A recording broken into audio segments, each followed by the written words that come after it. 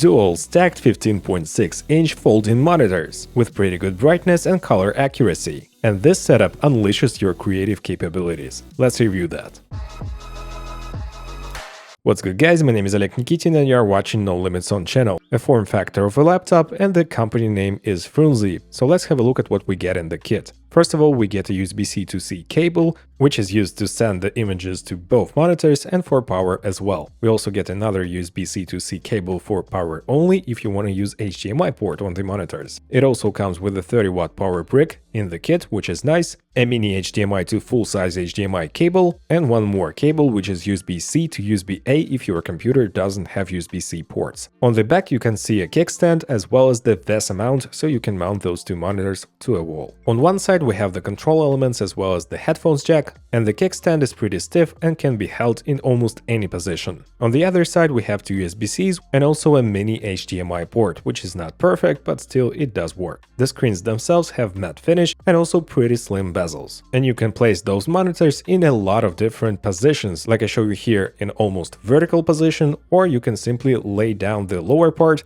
and have kind of a laptop setup. Here are all the specs of this monitor. Of course, it's not super bright at 250 nits, but actually throughout my tests I saw that it is brighter than 250 nits. It's closer to 400 nits, to be honest. The contrast ratio is 1000 to 1, nothing crazy here, and the NTSC coverage is 45%, so this monitor is not super color accurate. I would use those two monitors for some data that you need to have alongside your main monitor for color grading or editing photos, for instance. The latency is also pretty average, around 20 milliseconds, and it even has the built-in speaker, but it sounds awful. I would not bother you with listening to this audio quality. And the total weight of this product is 1600 grams, which is really manageable. The refresh rate is of course 60 Hz, and the resolution of each display is Full HD, which is more than fine for this size of the panel, but you can still see some individual pixels if you look close enough. This is a perfect portable solution if you need 3 monitors with you at all time. The laptop's monitor and 2 separate standalone monitors. You can arrange those in almost any position, and also it comes with an app. You can install the drivers. The app also gives you a lot of different options, like you can see right now on the screen, and you can also control the brightness with the keys on the keyboard of the MacBook on all 3 monitors separately, which is nice. The image quality and the viewing angles are okay, nothing too crazy here, but those types of monitors are used to store extra data, not to be used as a color grading monitors or something like this. The black levels are of course not as good as the mini LED display of the MacBook Pro 16-inch, but overall colors and brightness are looking pretty fine, at least to my eye. Keep in mind that if you want to have the best contrast, you need to have those monitors as straight to yourself as possible, so you are looking directly at the monitor for the best performance. In my use case, I prefer to store my file library on one display, YouTube channel on the other, and my main editing machine on the third one. Or you can simultaneously watch 2 of my YouTube channels if you want to. So there is an endless amount of variations of using those 2 monitors. The menu system is pretty straightforward, and the buttons, to be honest, are a little flimsy, but I'm pretty fine with those as well.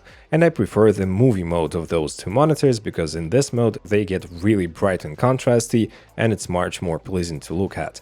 They have the reading mode, the FPS mode, and the standard mode, and you can dial in your settings in terms of color, contrast, brightness, and so on, which is really nice, and I do love to adjust the monitors a little bit. I didn't calibrate those monitors because I think that it's not necessary for this type of usage. Those 2 monitors, as I said before, I used to store something else, something extra, but not what you're working with exactly in terms of image quality. And as the input, you can use both USB Type-Cs or an HDMI connection. But for this, you'll need to have an external power and a power brick to make it work. The price of it is $360, which is not cheap in my opinion, but also don't forget that it's a compact solution that you can take almost everywhere with you, and we don't see a lot of such products on the market as for now. So if you do really need 2 extra big screens on your working station or on the go during traveling, this is a good option to consider. Thanks so much for watching, guys. If you did enjoy this video, smash the like and subscribe buttons, and here is another video for you to watch next. See you in the next one.